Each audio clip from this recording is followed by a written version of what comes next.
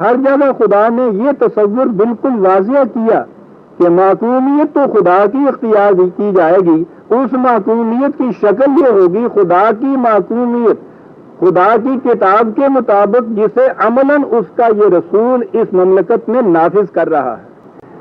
نبی اکرم صلی اللہ علیہ وسلم دنیا سے تشریف لے جاتے، اس وقت یہ پہلی دفعہ خیال پیدا ہوتا ہے کہ اب کیا شکل ہو۔ یہاں یہ تصور تھا کہ یہ تو رسول ہی تھا، یہی شخصیت تھی کہ جس کے ساتھ یہ مذہب قائم تھا۔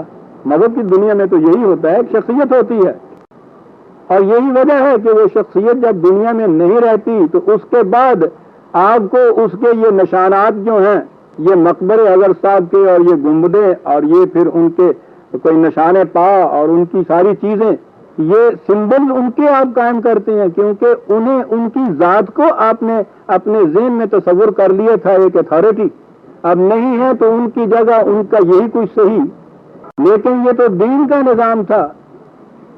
نبی اکرم صلی اللہ علیہ وسلم کے متعلق قرآن نے یہ کہہ دیا 3/143 1/3/143 بڑی اہم آیت ہے نظام اسلامی کے مختلف عناصر اور عناصر ترکیبی کو سمجھنے کے لیے۔ پھر دورہ میں نے کہا تھا کہ بڑا اہم بھی ہے اور نازک مسئلہ ہے، نزاکت اس کی یاد آتی ہے۔ خدا کی محکومیت اس کی کتاب کے توسط سے جسے عملاً یہ نظام نافذ کرے گا، جس کا سربراہ رسول اللہ کی زندگی میں نبی اکرم صلی اللہ علیہ وسلم۔ یہاں تک بات صاف ہے، الجھاؤ پیدا ہوتا ہے حضور کے بعد۔ قرآن نے اسی لیے حضور کی زندگی میں یہ چیز کہہ دی کہ وما محمد الا رسول قد خلت من قبلہ الرسل، محمد بھی اس کے سوا کچھ نہیں کہ خدا کا ایک رسول ہے، پیغمبر ہے۔ اس سے پہلے بھی خدا کے رسول آتے رہے، اپنے اپنے وقت پہ اپنا مشن پورا کر کے یہاں سے چلے جاتے رہے۔ افإن مات او قتل انقلبتم علی اعقابکم، کیا کل کو اگر یہ فوت ہو جائے یا قتل کر دیا جائے تو اس کے بعد تم یہ سمجھ کے کہ صاحب یہ دین جو تھا یہ تو اس شخصیت کے ساتھ وابستہ تھا، وہ دنیا میں باقی نہیں رہی، اس لیے وہ دین بھی باقی نہیں رہا، تو کیا اس کے بعد پھر تم اپنے ہاں وہی پرانے نظام جو ہیں انہی کو تم نافذ کر لو گے، پھر لوٹ جاؤ گے اپنی روش کہن کی طرف؟ جو ایسا کرے گا وَمَن يَنْقَلِبْ عَلَىٰ عَقِبَيْهِ فَلَن يَضُرَّ اللَّهَ شَيْئًا، تو جو ایسا کرے گا وہ اپنا ہی نقصان کرے گا، خدا کا تو کوئی نقصان نہیں ہوگا۔ یہ تو دنیاوی حکومتوں کی بات ہوتی ہے کہ اگر یہ رعایا باغی ہو جائے تو اس کی حکومت باقی نہیں رہتی۔ وہ کہا ہماری حکومت تو تمہاری محتاج ہے نہیں، اس لیے اگر تم پلٹ جاؤ گے کہ اب وہ نظام باقی نہیں رہا تو اس کا نتیجہ یہ کہ تم ہی کچھ نقصان اٹھاؤ گے، خدا کا تو کچھ نہیں بگڑے گا۔ بات یہ بڑی اہم کہہ دی گئی۔ انسان کی بے بسی بھی عجیب چیز ہے، آئینے کچھ نہیں مکھی وقت پر چڑھ دیا۔ جی ہاں، تاریخ ہمیں بتاتی ہے کہ حضور کے 10 پروردگان جو تھے رضی اللہ تعالیٰ عنہم، وہ اس نظام کو کیسا سمجھے تھے، اور اس آیت کی صحیح تفسیر بھی اس وقت سامنے آتی ہے۔ تاریخ میں آیا کہ نبی اکرم صلی اللہ علیہ وسلم کی وفات کے بعد ابھی تجہیز و تکفین بھی نہیں ہوئی تھی جسے کہتے ہیں، اور ضمن یہ بات سامنے آ گئی جو وہ کہا جاتا ہے نا کہ صاحب حضور کی ابھی لاش بھی باہر پڑی ہوئی تھی اور ان لوگوں کو خلافت کی پڑ گئی، یہ جا کے وہ اپنے لیے یہ طے کرنے لگ جائے کہ خلیفہ کون ہوگا، اتنا بھی انہوں نے نہیں کیا کہ پہلے ان کو دفن کیا جائے۔ یہیں سے تو بات سمجھ میں آتی ہے کہ وہ لوگ کس طرح دین کی حقیقت سے واقف تھے، اور اگر وہ واقف نہ ہوتے تو اور کون واقف ہوتا۔ انہیں پتا تھا کہ دین کا نظام ایک لمحہ کے لیے بھی زندہ اتھارٹی کے بغیر کام نہیں رہ سکتا، کیونکہ جہاں کوئی اختلاف ہوا وہ اس کا فیصلہ اس اتھارٹی نے کرنا ہے۔ اس لیے حضور کے دم واپسی کے بعد سب سے پہلا کام امت کے لیے یہ تھا کہ وہ یہ طے کرتے کہ یہ نظام آگے کیسے چلے گا۔ اسے کہتے ہیں آپ کے ہاں جو انتخاب ہے خلافت کا، اور اس کا عملی ثبوت مل گیا کہ یہ کرنے کے بعد جب یہ آئے تو پہلے یہ بات سامنے آ گئی کہ حضور کو کہاں دفن کیا جائے، اور اس میں اختلافات ہو گیا آپس میں، اور اگر یہ اختلاف مٹانے والی اتھارٹی پہلے سے طے شدہ نہ ہوتی، اسی اختلاف پہ آپ دیکھتے کہ بات کہاں چلتی۔ آپ نے دیکھا ہے نا کہ آپ کے ہاں جنازے کے بعد جب وہ سلام مٹانے والی اتھارٹی نہیں ہوتی تو جمہوریت کیا ناچ نچایا کرتی ہے. تو مردے کو دفن کرنے میں کتنا وقت لگ جاتا ہے. تب دو بالش کم ہے, چوڑی تھوڑی ہے, گہری بڑی ہے, اینٹیں نہیں, وہ کہتا سرکنڈا ڈالو, وہ کہتا تختے ڈالو, وہ کہتا خلاف شریعت ہے, وہ کہتا ہمارے یہاں جائز ہے. چلا ہوا ہے اس لیے کہ وہ ایک بزرگ خاندان بیچ میں نہیں ہے کہ جو یہ کہے کہ یہ اس کے مطابق یوں ہوگا. یہ وہاں اسی لیے ہو گیا سب سے پہلے کہ حضور کو دفن کہاں کیا جائے گا. انہوں نے کہا کہ خلیفہ سے پوچھو ان کے ذہن میں.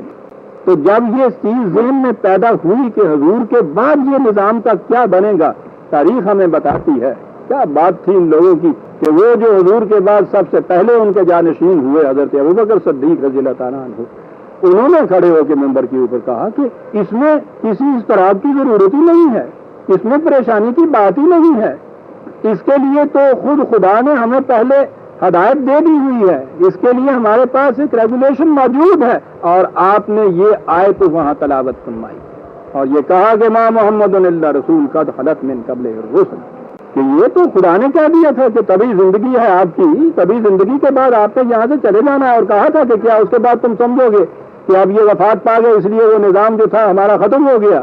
تم نہیں, اور اس کے بعد ہیں وہ حضرت ابوبکر صدیق کے وہ فکرے کہ بات یاد رکھو کہ جو تو محمد کی معصومیت اختیار کیے ہوئے تھا صلی اللہ علیہ وسلم, وہ یہ سمجھ لے کہ اس کا حاکم یا معبود واقعی مر گیا, اور جو خدا کی معصومیت اختیار کیے ہوئے تھا اسے جاننا چاہیے کہ وہ یہ لا یموت ہے, وہ کبھی نہیں مر سکتا. وہ کس طرح سے زندہ ہے. اس زندگی کا ثبوت نبی اکرم صلی اللہ علیہ وسلم کے مرض الموت میں وہ جو واقعہ ہمارے ہاں تاریخ میں ملتا ہے, وہ جو کہتے ہیں کہ حضور نے فرمایا کہ کاغذ قلم دوات لائیے اور میں کچھ لکھ کے دوں.